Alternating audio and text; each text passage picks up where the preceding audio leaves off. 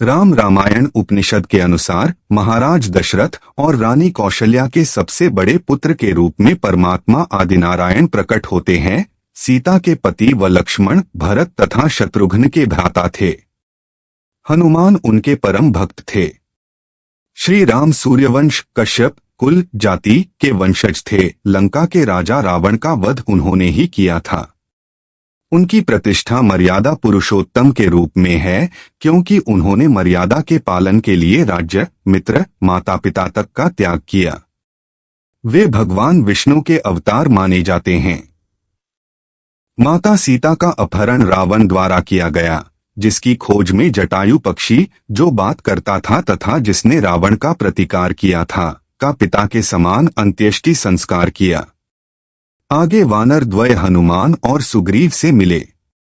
सुग्रीव के साथ मैत्री की और उसके भाई बाली का वध कर सुग्रीव को वानरों और रीछों का राजा बनाया। हनुमान जी ने 100 योजन समुद्र लांघ कर लंका में माता सीता की खोज की। श्री राम ने रावण के भाई विभीषण को शरण दी। उन्होंने रावण को उसके पुत्र मेघनाद तथा भाई कुंभकर्ण सहित मार गिराया। रामेश्वरम में शिवलिंग स्थापित किया, जो कि ज्योतिर्लिंग के रूप में प्रसिद्ध है। समुद्र पर पुल बनाया और रावण को विभीषण के द्वारा बताए रहस्य जानकर मार गिराया। पुष्पक विमान के द्वारा माता सीता को लेकर शीघ्र भरत जी के पास अयोध्या पहुंचे। महर्षि वाल्मीकि ने संस्कृत भाषा का प्रथम महाकाव्य रामायण की रचना की।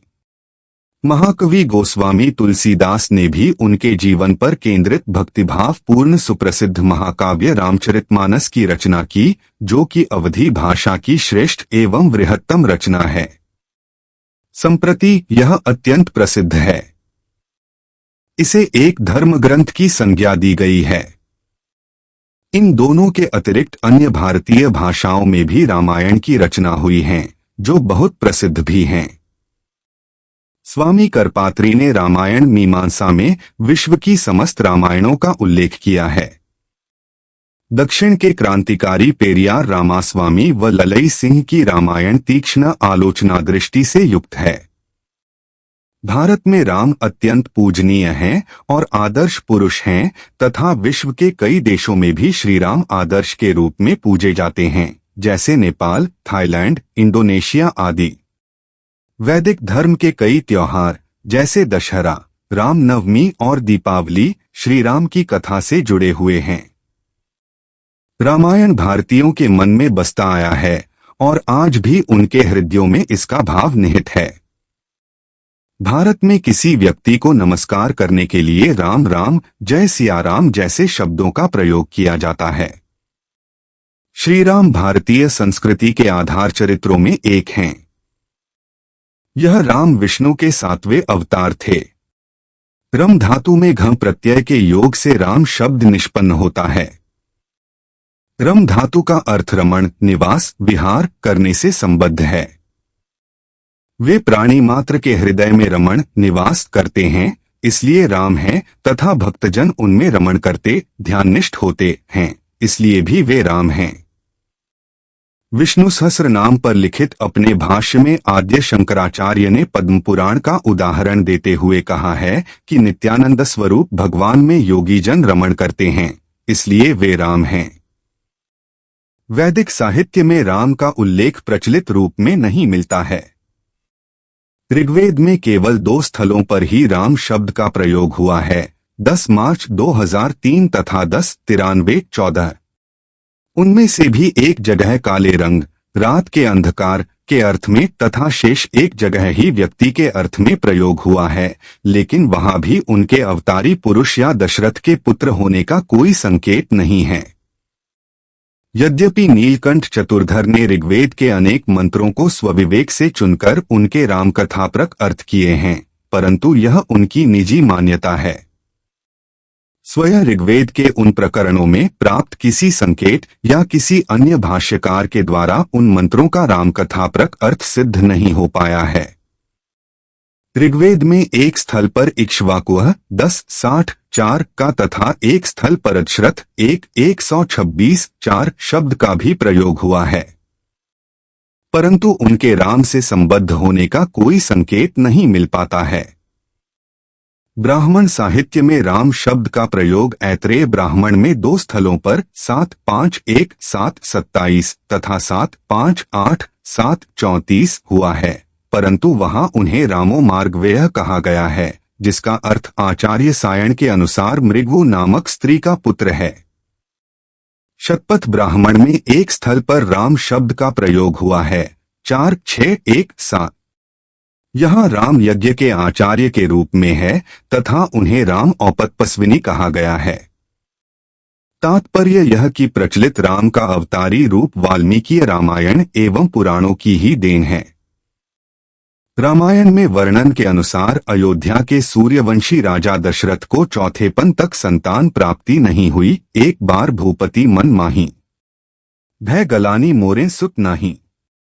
तदुपरांत सम्राट दशरथ ने पुत्रेष्टि यज्ञ पुत्र प्राप्ति यज्ञ कराया, जिसके फलस्वरूप उनके पुत्रों का जन्म हुआ। श्री राम 4 भाइयों में सबसे बड़े थे। एक मान्यता के अनुसार उनकी एक बहन भी थी जिसका नाम शांता था। हालांकि वाल्मीकि रामायण, अध्यात्म रामायण एवं श्री रामचरितमानस जैसे सर्वमान्य ग्रंथों में कहीं शांता का उल्लेख नहीं है।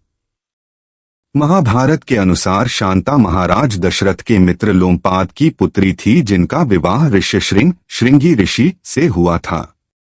श्री राम का जन्म चैत्र मास के शुक्ल पक्ष की 9वीं तिथि को हुआ था। 9वीं तिथि मधुमास पुनीता, शुक्ल पक्ष अभिजित हरिप्रीता, मध्य दिवस अति शीत नघामा, पावन काल लोक विश्रामा। इसलिए हर वर्ष चैत्र मास के शुक्ल पक्ष की 9वीं तिथि को श्री राम जयंती या रामनवमी का पर्व मनाया जाता है। कुछ हिंदू ग्रंथों में राम के बारे में कहा गया है कि वे त्रेता युग में रहते थे। उनके लेखकों का अनुमान है कि उनका समय लगभग 5000 ईसा पूर्व था। कुछ अन्य शोधकर्ता राम को कुरु और वृष्णि नेताओं की सूचियों के आधार पर 1250 ईसा पूर्व के आसपास मानते हैं। एक भारतीय पुरातत्वविद हंसमुख धीरजलाल सांकलिया के अनुसार ये सब शुद्ध अटकलें हैं। रामकथा से संबद्ध सर्वाधिक प्रमाणभूत ग्रंथ आदिकाव्य वाल्मीकि रामायण में श्री राम के जन्म के संबंध में निम्नलिखित वर्णन उपलब्ध है। चैत्रे नावमिके तिथौ नक्षत्रेदिति दैवत्ये स्वोच्च संस्थेषु पंचसु ग्रहेषु कर्कटे लग्ने वाक्पताविन्दुना सह। अर्थात चैत्र मास की 9वीं तिथि में पुनर्वसु नक्षत्र में 5 ग्रहों के अपने उच्च स्थान में रहने पर तथा कर्क लग्न में चंद्रमा के साथ बृहस्पति के स्थित होने पर श्री राम का जन्म हुआ। यहाँ केवल बृहस्पति तथा चंद्रमा की स्थिति स्पष्ट होती है। बृहस्पति उच्चस्थ है तथा चंद्रमा स्वगृही। आगे 15वें श्लोक में सूर्य के उच्च होने का उल्लेख है। इस प्रकार बृहस्पति तथा सूर्य के उच्च होने का पता चल जाता है। बुध हमेशा सूर्य के पास ही रहता है। अतः सूर्य के उच्च मेष में होने पर बुध का उच्च कन्या में होना असंभव है। इस प्रकार उच्च होने के लिए बचते हैं शेष 3 ग्रह मंगल, शुक्र तथा शनि। इसी कारण से प्रायः सभी विद्वानों ने श्री राम के जन्म के समय में सूर्य, मंगल, बृहस्पति, शुक्र तथा शनि को उच्च में स्थित माना है।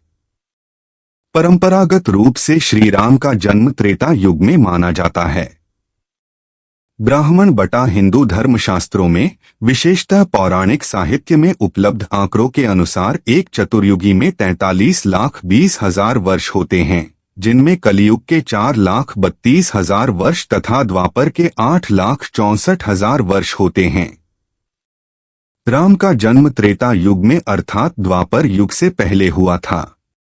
चूंकि कलियुग का अभी प्रारंभ ही हुआ है, लगभग 5,500 वर्ष ही बीते हैं और श्री राम का जन्म त्रेता के अंत में हुआ तथा अवतार लेकर धरती पर उनके वर्तमान रहने का समय परंपरागत रूप से 11,000 वर्ष माना गया है।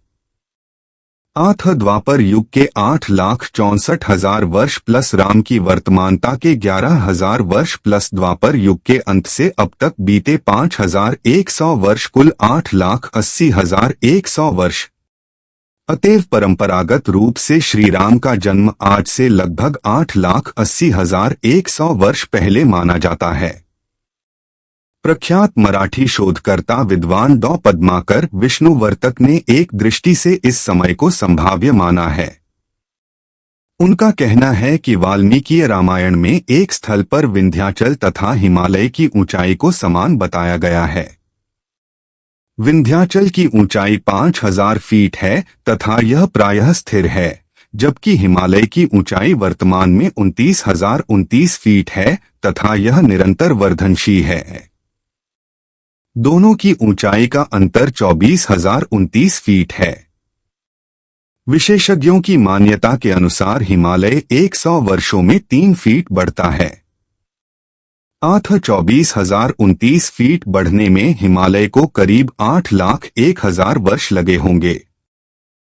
अभी से करीब 8,01,000 वर्ष पहले हिमालय की ऊंचाई विंध्याचल के समान रही होगी, जिसका उल्लेख वाल्मीकि रामायण में वर्तमान कालिक रूप में हुआ है। इस तरह डावर्तक को एक दृष्टि से यह समय संभव लगता है, परंतु उनका स्वयं मानना है कि वे किसी अन्य स्रोत से इस समय की पुष्टि नहीं कर सकते हैं। अपने सुविख्यात ग्रंथ वास्तव रामायण में डावर्तक ने मुख्यतः ग्रहगतियों के आधार पर गणित करके वाल्मीकि रामायण में उल्लिखित ग्रह स्थिति के अनुसार श्री राम की वास्तविक जन्मतिथि 4 दिसंबर 7323 ईसा पूर्व को सुनिश्चित किया है। उनके अनुसार इसी तिथि को दिन में 1:30 से 3 बजे के बीच श्री राम का जन्म हुआ होगा। डॉ पीवी वर्तक के शोध के अनेक वर्षों के बाद 2004 ईस्वी से आईसर्व के एक शोध दल ने प्लेनेटेरियम गोल्ड सॉफ्टवेयर का प्रयोग करके राम जी का जन्म 10 जनवरी 5114 ईसा पूर्व में सिद्ध किया। उनका मानना था कि इस तिथि को ग्रहों की वही स्थिति थी जिसका वर्णन वाल्मीकि रामायण में है, परंतु यह समय काफी संदेहास्पद हो गया है। आईसर्व के शोध दल ने जिस प्लेनेटेरियम गोल्ड सॉफ्टवेयर का प्रयोग किया वह वास्तव में ईसा पूर्व 3000 से पहले का सही ग्रह गणित करने में सक्षम नहीं है। वस्तुतः 2013 ईस्वी से पहले इतने पहले का ग्रह गणित करने हेतु सक्षम सॉफ्टवेयर उपलब्ध ही नहीं था। इस गणना द्वारा प्राप्त ग्रह स्थिति में शनि वृश्चिक में था, अर्थात उच्च तुला में नहीं था। चंद्रमा पुनर्वसु नक्षत्र में न होकर पुष्य के द्वितीय चरण में ही था तथा तिथि भी अष्टमी ही थी। बाद में अन्य विशेषज्ञ द्वारा HPID 431 सॉफ्टवेयर द्वारा की गई सही गणना में तिथि तो नवमी हो जाती है, परंतु शनि वृश्चिक में ही आता है तथा चंद्रमा पुष्य के चतुर्थ चरण में। 10 जनवरी 5114 ईसा पूर्व की तिथि वस्तुतः श्रीराम की जन्मतिथि सिद्ध नहीं हो पाती है। ऐसी स्थिति में अब यदि $0P0V0 वर्तक द्वारा पहले ही परिशोधित तिथि सॉफ्टवेयर द्वारा प्रमाणित हो जाए तभी श्रीराम का वास्तविक समय प्रायः सर्वमान्य हो पाएगा अथवा प्रमाणित न हो पाने की स्थिति में नवीन तिथि के शोध का रास्ता खुलेगा। कबीर दास आदि राम की परिभाषा बताते हैं, परंतु यह परिभाषा गलत है। अयोध्या में जन्मे श्री राम ही वह अविनाशी परमात्मा है जो सबका सृजनहार व पालनहार है, जिसके एक इशारे पर धरती और आकाश काम करते हैं, जिसकी स्तुति में 33 कोटि प्रकार देवी देवता नतमस्तक रहते हैं, जो पूर्ण मोक्षदायक व स्वयंभू है। पुराणों में श्री राम के जन्म के बारे में स्पष्ट प्रमाण मिलते हैं कि श्री राम का जन्म वर्तमान भारत के अयोध्या नामक नगर में एक क्षत्रिय सूर्यवंशी राजपूत कुल में हुआ था। अयोध्या, जो कि भगवान राम के पूर्वजों की ही राजधानी थी। रामचंद्र के पूर्वज रघु थे। भगवान राम बचपन से ही शांत स्वभाव के वीर पुरुष थे। उन्होंने मर्यादाओं को हमेशा सर्वोच्च स्थान दिया था। इसी कारण उन्हें मर्यादा पुरुषोत्तम राम के नाम से जाना जाता है। उनका राज्य न्यायप्रिय और खुशहाल माना जाता था।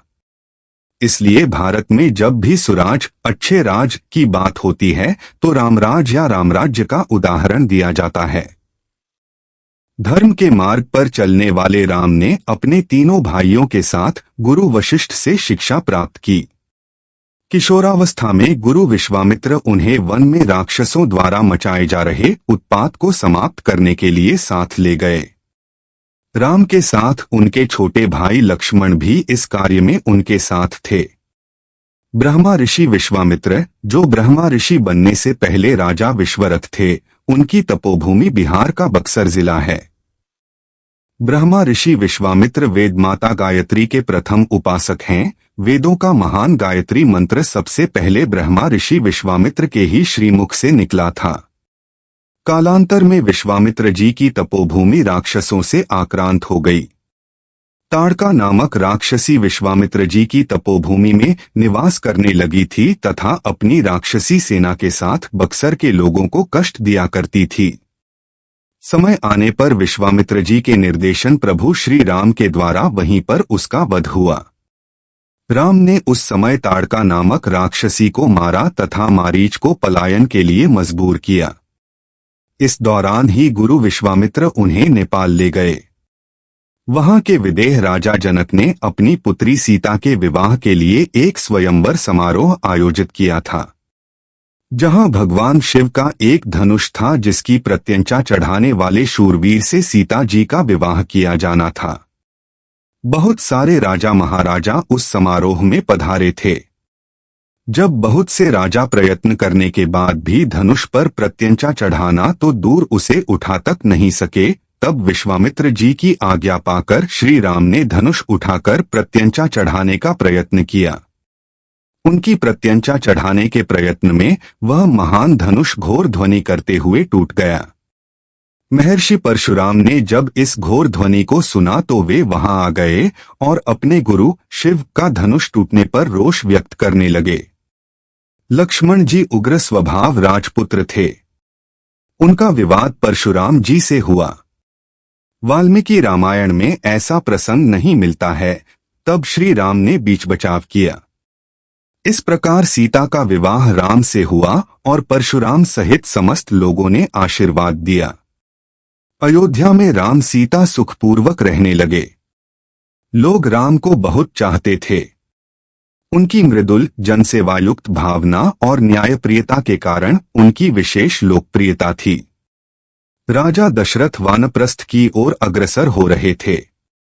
अत उन्होंने राज्यभार राम को सौंपने का सोचा।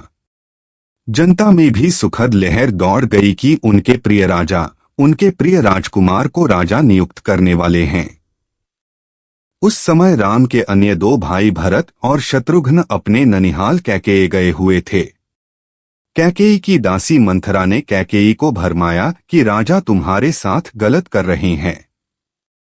तुम राजा की प्रिय रानी हो तो तुम्हारी संतान को राजा बनना चाहिए, पर राजा दशरथ राम को राजा बनाना चाहते हैं। भगवान राम के बचपन की विस्तार पूर्वक विवरण स्वामी तुलसीदास की रामचरितमानस के बालकांड से मिलती है। वाल्मीकि रामायण बालकाल और रामचरितमानस जैसे ग्रंथ में श्री राम को कई जगह सूर्यवंशी, राजकुमार, राजपुत्र, ठाकुर, राजा का छोकरा लिखा गया है। इस बात का प्रमाण रामायण के कई श्लोक और परशुराम लक्ष्मण संवाद में भी दिखता है। श्री राम जाति कुल व्यवस्था को न के बराबर मानते थे, वो सबको एक समान रूप में देखते थे। इसलिए श्री राम मर्यादा पुरुषोत्तम के नाम से भी विख्यात है, जिसका अर्थ संसार के पुरुषों में सबसे उत्तम। श्री राम के पिता दशरथ ने उनकी सौतेली माता कैकेयी को उनकी किन्हीं दो इच्छाओं को पूरा करने का वचन वर दिया था। कैकेयी ने दासी मंथरा के बहकावे में आकर इन वरों के रूप में राजा दशरथ से अपने पुत्र भरत के लिए अयोध्या का राज सिंहासन और राम के लिए 14 वर्ष का वनवास मांगा। पिता के वचन की रक्षा के लिए राम ने खुशी से 14 वर्ष का वनवास स्वीकार किया। पत्नी सीता ने आदर्श पत्नी का उदाहरण देते हुए पति के साथ वनवास जाना उचित समझा। भाई लक्ष्मण ने भी राम के साथ 14 वर्ष वन में बिताए। भरत ने न्याय के लिए माता का आदेश ठुकराया और बड़े भाई राम के पास वन जाकर उनकी चरण पादुका खड़ाऊ ले आए। फिर इसे ही राजगद्दी पर रखकर राजकाज किया। जब राम वनवासी थे तभी उनकी पत्नी सीता को रावण हरण चुरा कर ले गया। जंगल में राम को हनुमान जैसा मित्र और भक्त मिला जिसने राम के सारे कार्य पूरे कराए। राम ने हनुमान, सुग्रीव आदि वानर जाति के महापुरुषों की सहायता से सीता को ढूंढा। समुद्र में पुल बनाकर लंका पहुंचे तथा रावण के साथ युद्ध किया। उसे मारकर सीता जी को वापस लेकर आए। राम के अयोध्या लौटने पर भरत ने राज्य उनको ही सौंप दिया। राजा दशरथ के 3 रानियां थीं, कौशल्या, सुमित्रा और कैकेयी। भगवान राम कौशल्या के पुत्र थे। सुमित्रा के 2 पुत्र लक्ष्मण और शत्रुघ्न थे और कैकेयी के पुत्र भरत थे। राज्य नियमों के अनुसार राजा का ज्येष्ठ पुत्र ही राजा बनने का पात्र होता है, अतः श्री राम का अयोध्या का राजा बनना निश्चित था। कैकेयी जिन्होंने 2 बार राजा दशरथ की जान बचाई थी और दशरथ ने उन्हें यह वर दिया था कि वो जीवन के किसी भी पल उनसे 2 वर मांग सकती हैं। राम को राजा बनते हुए और भविष्य को देखते हुए कैकेयी चाहती थी कि उनका पुत्र भरत ही अयोध्या का राजा बने, इसलिए उन्होंने राजा दशरथ द्वारा राम को 14 वर्ष का वनवास दिलाया और अपने पुत्र भरत के लिए अयोध्या का राज्य मांग लिया। वचनों में बंधे राजा दशरथ को विवश होकर यह स्वीकार करना पड़ा। श्री राम ने अपने पिता की आज्ञा का पालन किया। श्री राम की पत्नी देवी सीता और उनके भाई लक्ष्मण जी भी वनवास गए थे। वनवास के समय रावण ने सीता जी का हरण किया था। रावण एक राक्षस तथा लंका का राजा था। रामायण के अनुसार जब राम, सीता और लक्ष्मण कुटिया में थे तब एक स्वर्णिम हिरण की वाणी सुनकर पर्णकुटी के निकट उस स्वर्ण मृग को देखकर देवी सीता व्याकुल हो गईं। देवी सीता ने जैसे ही उस सुंदर हिरण को पकड़ना चाहा, वह हिरण या मृग घनघोर वन की ओर भाग गया। वास्तविकता में यह असुरों द्वारा किया जा रहा एक षड्यंत्र था ताकि देवी सीता का अपहरण हो सके। वह स्वर्णमृग या सुनहरा हिरण राक्षसराज रावण का मामा मारीच था। उसने रावण के कहने पर ही सुनहरे हिरण का रूप धारण किया था ताकि वो योजना अनुसार राम, लक्ष्मण को सीता जी से दूर कर सकें और सीता जी का अपहरण हो सके। उधर षड्यंत्र से अनजान सीता जी उसे देखकर मोहित हो गईं और रामचंद्र जी से उस स्वर्ण हिरण को जीवित एवं सुरक्षित पकड़ने करने का अनुरोध किया ताकि उस अद्भुत सुंदर हिरण को अयोध्या लौटने पर वहां ले जाकर पाल सकें। रामचंद्र जी अपनी भार्या की इच्छा पूरी करने चल पड़े और लक्ष्मण जी से सीता की रक्षा करने को कहा। कपटी मारीच राम जी को बहुत दूर ले गया। श्री राम को दूर ले जाकर मारीच ने जोर से हे सीता, हे लक्ष्मण की आवाज लगानी प्रारंभ कर दी ताकि उस आवाज को सुनकर सीता जी चिंतित हो जाएं और लक्ष्मण को राम के पास जाने को कहें, जिससे रावण सीता जी का हरण सरलता पूर्वक कर सके। इस प्रकार छल या धोखे का अनुमान लगते ही अवसर पाकर श्री राम ने तीर चलाया और उस स्वर्णिम हिरण का रूप धरे राक्षस मारीच का वध कर दिया। दूसरी ओर सीता जी मारीच द्वारा लगाए अपने तथा लक्ष्मण के नाम के ध्वनियों को सुनकर अत्यंत चिंतित हो गई तथा किसी प्रकार के अनहोनी को समीप जानकर लक्ष्मण जी को श्री राम के पास जाने को कहने लगीं। लक्ष्मण जी राक्षसों के छल कपट को समझते थे, इसलिए लक्ष्मण जी देवी सीता को असुरक्षित अकेला छोड़कर जाना नहीं चाहते थे, पर देवी सीता द्वारा बलपूर्वक अनुरोध करने पर लक्ष्मण जी अपनी भाभी की बातों को अस्वीकार नहीं कर सके। वन में जाने से पहले सीता जी की रक्षा के लिए लक्ष्मण जी ने अपने बाण से एक रेखा खींची तथा सीता जी से निवेदन किया कि वे किसी भी परिस्थिति में इस रेखा का उल्लंघन नहीं करें। यह रेखा मंत्र के उच्चारण पूर्वक खींची गई है, इसलिए इस रेखा को लांघकर कोई भी इसके अंदर नहीं आ पाएगा। लक्ष्मण जी ने देवी सीता की रक्षा के लिए जो अभिमंत्रित रेखा अपने बाण के द्वारा खींची थी वह लक्ष्मण रेखा के नाम से प्रसिद्ध है। लक्ष्मण जी के घोर वन में प्रवेश करते ही तथा देवी सीता को अकेला पाकर पहले से षड्यंत्र पूर्वक घात लगाकर बैठे रावण को सीता जी के अपहरण का सुनहरा अवसर प्राप्त हो गया। रावण शीघ्र ही राम, लक्ष्मण, सीता के निवास स्थान उस पर्णकुटी या कुटिया में जहां परिस्थिति वश देवी सीता इस समय अकेली थीं, आ गया। उसने साधु का वेश धारण कर रखा था। पहले तो उसने उस सुरक्षित कुटिया में सीधे घुसने का प्रयास किया, लेकिन लक्ष्मण रेखा खींचे होने के कारण वह कुटिया के अंदर जहां देवी सीता विद्यमान थीं, नहीं घुस सका। तब उसने दूसरा उपाय अपनाया। साधु का वेश तो उसने धारण किया हुआ ही था, सो वह कुटिया बाहरी द्वार पर खड़े होकर भिक्षाम देही का उद्घोष करने लगा। इस वाणी को सुनकर देवी सीता कुटिया के बाहर निकली, लक्ष्मण रेखा के उल्लंघन किए बिना। द्वार पर साधु को आया देखकर वो कुटिया के चौखट से ही, लक्ष्मण रेखा के भीतर से ही उसे अन्न फल आदि का दान देने लगी। तब धूर्त रावण ने सीता जी को लक्ष्मण रेखा से बाहर लाने के लिए स्वयं के भूखे प्यासे होने की बात बोलकर भोजन की मांग की। आर्यावर्त की परंपरा के अनुसार द्वार पर आए भिक्षुक एवं भूखे को खाली हाथ नहीं लौटाने की बात सोचकर वो भोजन जल आदि लेकर भूलवश लक्ष्मण रेखा के बाहर निकल गई। जैसे ही सीता जी लक्ष्मण रेखा के बाहर हुई, घात लगाए रावण ने झटपट उनका अपहरण कर लिया। रावण सीता जी को पुष्पक विमान में बलपूर्वक बैठाकर ले जाने लगा। पुष्पक विमान में अपहरित होकर जाते समय सीता जी ने अत्यंत उच्च स्वर में श्री राम और लक्ष्मण जी को पुकारा तथा अपनी सुरक्षा की गुहार लगाई। इस ऊंचे ध्वनि को सुनकर जटायु नामक एक विशाल गिद्ध पक्षी, जो मनुष्यों के समान स्पष्ट वाणी में बोल सकता था तथा पूर्व काल में राजा दशरथ का परम मित्र था, वन प्रदेश को छोड़कर आकाश मार्ग में उड़कर पहुंचा। जटायु देखता है कि अधर्मी रावण एक सुंदर युवती को अपहरण कर लेकर जा रहा है तथा वह युवती अपनी सुरक्षा की गुहार लगा रही है। यह अन्याय देखकर जटायु रावण को चुनौती देता है तथा उस युवती को छोड़ देने की चेतावनी देता है, लेकिन अहंकारी रावण भला कहाँ मानने वाला था, सो रावण और जटायु में आकाश मार्ग में ही युद्ध छिड़ जाता है। बलशाली रावण अपने अमोघ खड्ग से जटायु के दोनों पंख काट देता है, जिससे जटायु निसहाय होकर पृथ्वी पर गिर जाता है। रावण पुष्पक विमान में सीता जी को लेकर आगे बढ़ने लगता है।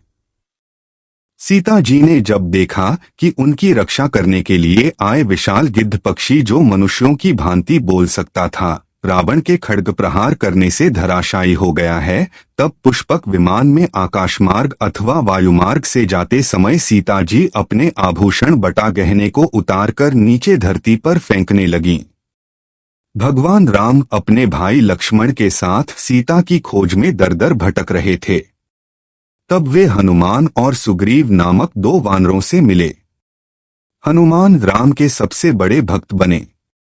रामायण में सीता के खोज में सीलोन या लंका या श्रीलंका जाने के लिए 48 किलोमीटर लंबे 3 किलोमीटर चौड़े पत्थर के सेतु का निर्माण करने का उल्लेख प्राप्त होता है, जिसको राम सेतु कहते हैं। सीता को पुनः प्राप्त करने के लिए राम ने हनुमान, विभीषण और वानर सेना की सहायता से रावण के सभी बंधु बांधवों और उसके वंशजों को पराजित किया तथा लौटते समय विभीषण को लंका का राजा बनाकर अच्छे शासक बनने के लिए मार्गदर्शन किया। राम ने रावण को युद्ध में परास्त किया और उसके छोटे भाई विभीषण को लंका का राजा बना दिया। राम, सीता, लक्ष्मण और कुछ वानर जन पुष्पक विमान से अयोध्या की ओर प्रस्थान किए। वहां सबसे मिलने के बाद राम और सीता का अयोध्या में राज्याभिषेक हुआ। पूरा राज्य कुशल समय व्यतीत करने लगा।